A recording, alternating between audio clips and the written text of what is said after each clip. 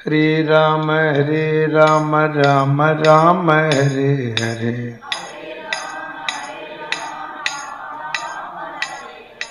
ஹரே கிருஷ்ண கிருஷ்ண கிருஷ்ண ஹரே ஹரே,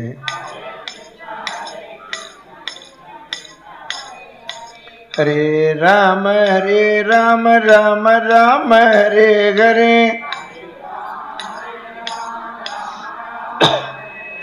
ஹரே கிருஷ்ண கிருஷ்ண கிருஷ்ண ஹரே ஹரே, ஹரே ராம ராம ஹரே ஹரே, ஹரே கிருஷ்ண கிருஷ்ண கிருஷ்ண ஹரே ஹரே,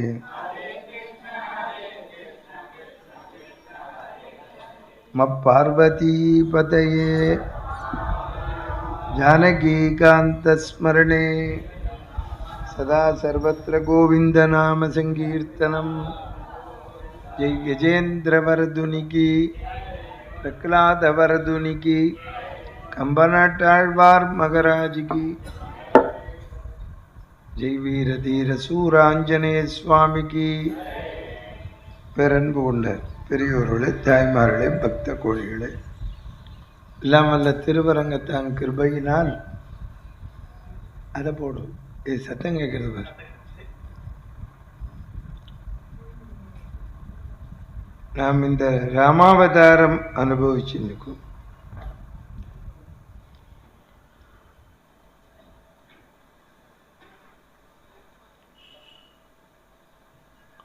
பாதுகையை வாங்கிட்டு போனார் பரதாழ்வார்.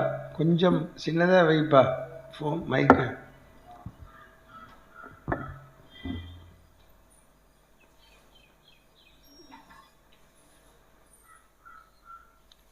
ராமனிடத்துல நம்ம எல்லாரும் ஒன்று கற்றுக்கணும். தன்னோட காரியத்தை நடத்திக்கணும்னு அழகா நடத்தினார். கைகேயி கூனிய திட்டலை, தனக்கு என்ன பண்ணிக்கணும் அது பண்ணிட்டார். அது அவர் சுயநலத்துக்காக பண்ணிக்கல. கானகம் வந்தால் தான் தர்மம் நிலைநாட்டப்படும், அதுக்காக. இப்போ நீங்கள் அதனால ஒன்று தெரிஞ்சுக்கணும். நம்ம ஒரு காரியத்தில் ஈடுபடுறோம்னா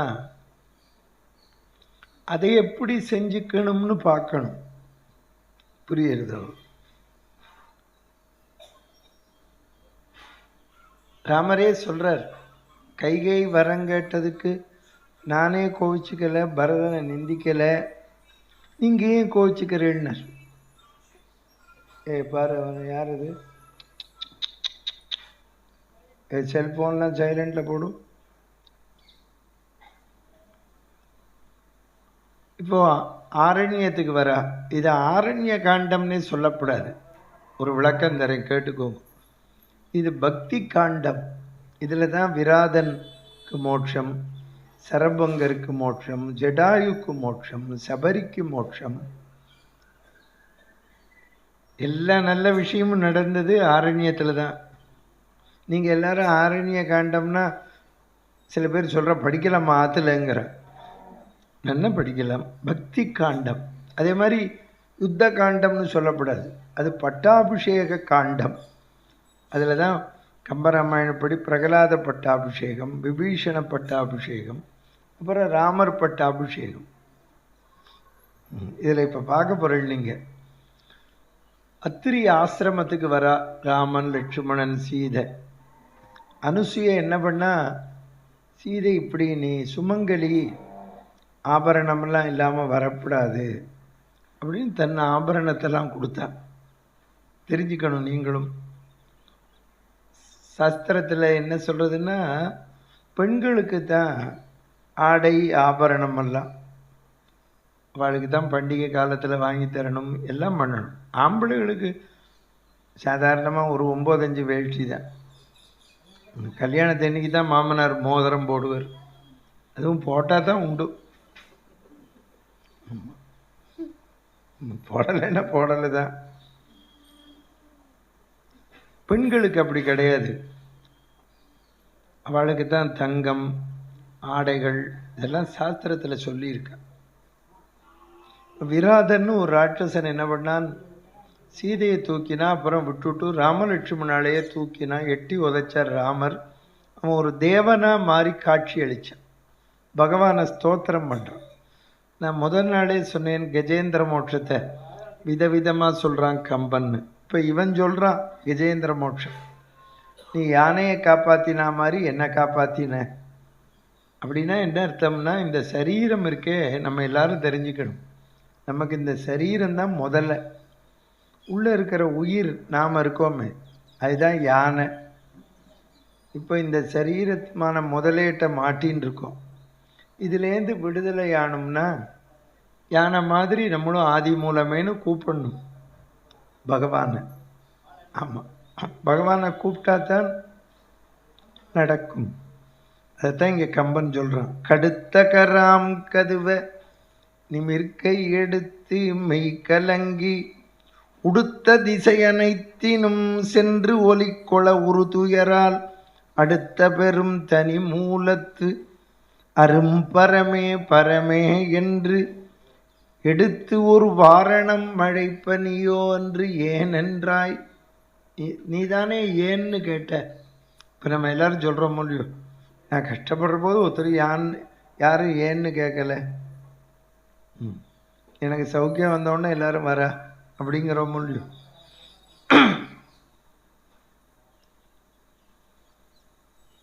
அப்புறமா ஸ்தோத்திரம் பண்ணுறா. இப்போ 1000 பசுமாடு இருக்குது, அதில் ஒரு கன்றுக்குட்டியை கொண்டு விட்டேன்னா அது கரெக்டாக அம்மா பசுகிட்ட போகும். இது மாதிரி 1000 கன்றுக்குட்டியில் ஒரு பசுமாடை விட்டேன்னா தன்னோட கன்றுக்குட்டிகிட்ட போய் நிற்கும். அதைத்தான் இங்கே விராதன் சொல்கிறான். தாய் தன்னை அறியாத கன்றில்லை, தன் கன்றை ஆயும் அறியும் உலகிற்கே தாய்.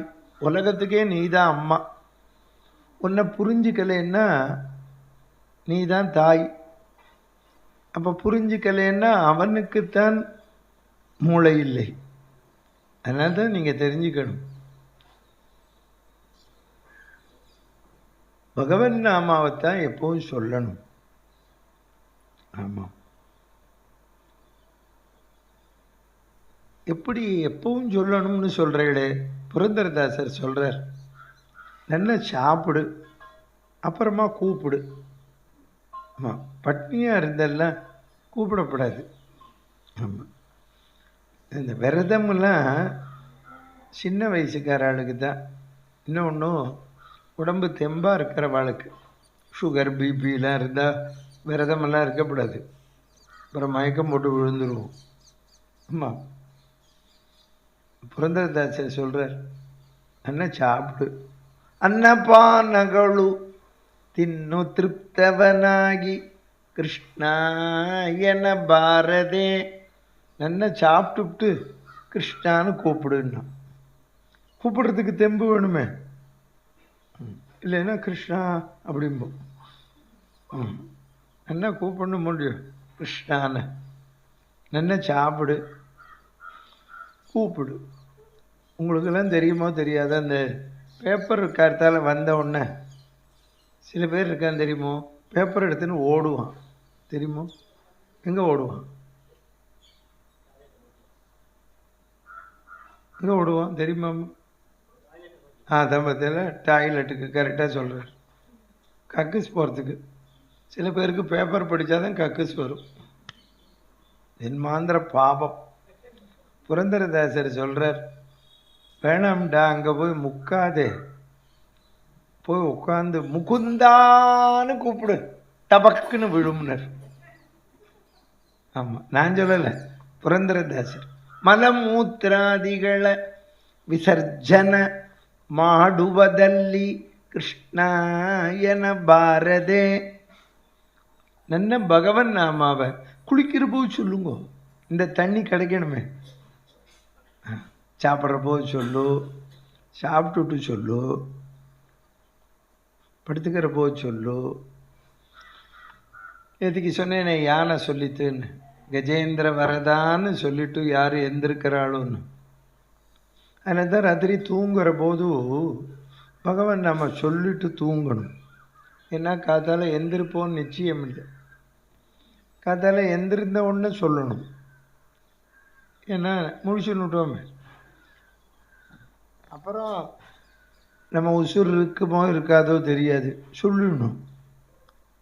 ஆமாம், நமக்கு பகவான் இந்த உடம்பை கொடுத்துருக்கா. இந்த பாருங்க, இந்த மாடு இருக்குது, குதிரை இருக்குது, இதெல்லாம் நாராயணா சொல்லுமோ? சொல்லாது. இப்போ நம்ம தான் சொல்லலாம். அப்போ நம்ம எப்போ சொல்லலையோ நம்மளும் மாடு தான்.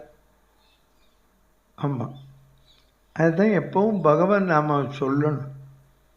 ராத்திரி தூங்குறோம் பார்த்தேடா, நம்ம செத்து போய்ட்றோம். அதான் தைரியமாக கேளு. ராத்திரி தூங்கினோம் பார்த்தேடையோ, சாஸ்திரம் சொல்கிறது பிராணம் போயிடும். எப்படி நம்புறதுன்னு கேட்பேன். அதுக்கு தான் ராத்திரி எல்லோரும் பாலை குடிச்சிட்டு படுத்துக்கிறான். பால் யாருக்கு ஊற்றுவோம்? போன வாழ்க்கை தான். நம்ம ராத்திரி எல்லோரும் போகிறதுனால தினம் பாலை குடிச்சிட்டு தூங்குறோம். புரியுறது? இன்றைக்கி அநேகமாக ரொம்ப பேர் குடிக்க மாட்டான். ராத்திரி தூங்குகிறோம் பாரு, ஒரு பாய், போனவனுக்கு என்னெல்லாம் பண்ணணுமோ பண்ணிக்கிறோம்.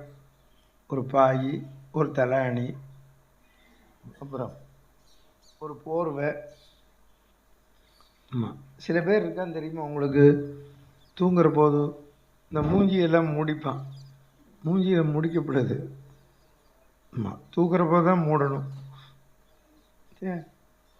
அப்புறம் ஆமாம், அதான் கொசு கடிக்கிறது. கொசுவத்தியை கொண்டு வைக்கிறோம். கொசு கொஞ்சாது, கடிக்கத்தான் செய்யும். இந்த கொசுவத்தியை கொண்டு வச்சுக்கிறோம், இந்த சுருள் சுருளாக.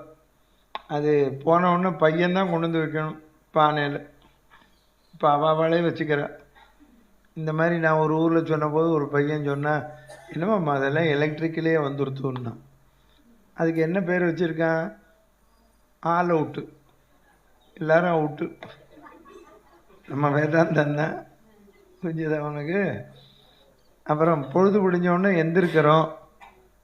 எந்திரித்தோடனே நம்ம ஆற்றை என்ன பண்ணுறோம்? சாணி தண்ணி போட்டு சுத்தம் பண்ணுறோம். போனவன் விட்ட தானே புண்ணியாஜனம் பண்ணுவோம். அதனால் காத்தால் எந்திரித்தோடனே குளிக்கணும். ஏன் குளிக்கணும்? ராத்திரி செத்து போயிட்டோமே. அதனால் நம்மளை நாமளே உசுரோடு இருக்கிறதுனால கழுவி குளிப்பாட்டுறோம். புரிஞ்சது? மொத்தமாக செத்து போனால் பொண்ணு வருவா குடத்தை எடுத்துட்டு. புரியுறதா? இதை நான் சொல்லலை, வள்ளுவர் சொல்கிறார். உறங்குவது போலும் சாக்காடு, உறங்கி விழிப்பது போலும் பிறப்பு சொன்னாரா? அதனால் தெரிஞ்சுக்கணும் நம்ம. அதனால்தான் எப்பவும் பகவான் நாம சொல்லணும். பஸ்ஸில் போகிறியா, ட்ரெயினில் போகிறியா? ஏன்னா இந்த சரீரம் அனித்தியம். ஆமாம், நமக்கு சதா சொல்லிகிட்டே இருக்கணும். இதில் எங்கே ஆபத்து வரும், எங்கே உசுறு போகும் முதலுக்கு சொல்ல முடியாது. பேசிகிட்டே இருப்பான், போயிடுவான். பாத்ரூமில் வழுக்கி விழுந்து போயிடுவான். ரோட்டில் அடிபட்டு போவான். ட்ரெயின் கவிழ்ந்து போயிடுவான். எத்தனை இருக்குது? ஏரோப்ளேனில் போனால் சௌரியமாக இருக்குது. இங்கேருந்து மெட்ராஸ் 1 மணி நேரத்தில் போயிடலாம். மெட்ராஸ்லேருந்து மலேசியா 3 மணி நேரத்தில் போகலாம். ஆனால் 40,000 அடியில் பறக்கிறோம். கீழே இறங்குற வரைக்கும் நிச்சயம் இல்லை. இதில் வேடிக்கை என்னென்னா, நான் நல்லதை பேசணுங்கிற ஏரோப்ளேனில் உட்காண்டவுடனே நல்லதே பேச மாட்டேன். ஏதாவது ஆச்சுன்னா இங்கே குதி அங்கே குதிங்கிற. எங்கே குதிக்கிறது? 40,000 அடியில் பறக்கிறான். அவ்வளோதான், மந்திரம்தான் சொல்லணும். நான் சிங்கப்பூர் போனேன் 35 வருஷம் முன்னால். முதல்ல ராத்திரி 2:30 மணிக்கு பிளேனு. என் பக்கத்தில் ஒருத்தன் உட்காண்டிருந்தான். அங்கே அந்த பொம்பளை வண்டியில் தள்ளிட்டு வரா, என்னெல்லாமோ எடுத்துன்னு வரா சாப்பிட்றதுக்கு. அவ்வளோ நன்னா இருக்கா, செக்க செவேர்னு. அங்கேயே தாலி கட்டிடலாம் போல இருக்கு. அவன் என்னத்தையும் தள்ளிண்டு வர. அப்படி என்னை பார்த்தா அப்படி நிமிந்து அவ என்னை பார்த்த உடனே புரிஞ்சுன்னுட்டா. உங்களுக்கு ஆப்பிள் ஜூஸ் வேணுமா ஆரஞ்சு ஜூஸ் வேணுமான்னா, அதெல்லாம் ஒன்றும் வேண்டாம். என் பக்கத்தில் இருந்தவன் அவனுக்கெல்லாம் இந்த மதுவாதா ருதாயதே மதுக்ஷரந்தி பாட்டிலை உடச்சி கொடுத்தா. அவன் என்னெல்லாமோ கொடுக்குற சாப்பாடெலாம் சாப்பிட்டான். என்ன கேட்டான், நீங்கள் குடிக்க மாட்டேலான்னா இல்லைன்னு. அவன் உடனே சொன்னான், இதுக்கும் சேர்த்தான் பணம் கட்டியிருக்கோம்னா. அதுக்கு என்னடா பண்ணணுங்கிறேன்னு. அதை வாங்கி எங்கிட்ட கொடுங்கோங்கிறான். இடம் இது குடிக்கிறத விட மோசம்ட்டான்னு. ராத்திரி 2:30 மணிக்கு கொடுக்கறதெல்லாம் சாப்பிட்றான். நான் கேட்டேன், ஏதுடா உனக்கு இவ்வளோ இறங்கிறதுன்னு கேட்டேன். அதுக்கு அவன் சொல்கிறான், இறங்கிறது நிச்சயம் இல்லை, அதனால இறக்கிறேங்கிறான். பார்த்தேன் இல்லையோ, மனுஷனுக்கு ஆசை உசுறு போகிற வரைக்கும் சாப்பிடணும். அப்படிலாம் சாப்பிடக்கூடாது. பசிக்குத்தான் உணவு, ருச்சிக்கு உணவு இல்லை. தெரிஞ்சுக்கோங்க, பசிக்கிறது சாப்பாடு. ஓயாமல் சாப்பிடக்கூடாது. இந்த உடம்புக்கு கெடுதல். நமக்கு எது ஒத்துக்கலையோ அதை சாப்பிடக்கூடாது. விராதனுக்கு சாப விமோச்சனம் கொடுத்தா, சரபங்கர் ஆசிரமத்துக்கு வந்தா. அதுக்கப்புறம் பரத்வாஜர் ஆசிரமத்துக்கு வர்றார். இந்த பரத்வாஜர் தான் ராமனுக்கு இப்போ சீதையோட போகிற போது வத்த குழம்பும் கீரையும் போட்டாராம். ஏன்னா இப்போ சன்னியாசியாக வந்திருக்கானோ இல்லையோ, திரும்பி பட்டாபிஷத்துக்கு போகிற போது தான் பஞ்சபட்ச பரமான்னம் போடுறார். இந்த வத்த குழம்புக்கு கீரைன்னு கொண்டு வந்தது பரத்வாஜர் தான். கம்பன் சொல்கிறான், மெல்ல அடகு வைத்தான். அடகுன்னா கீரை தமிழில்.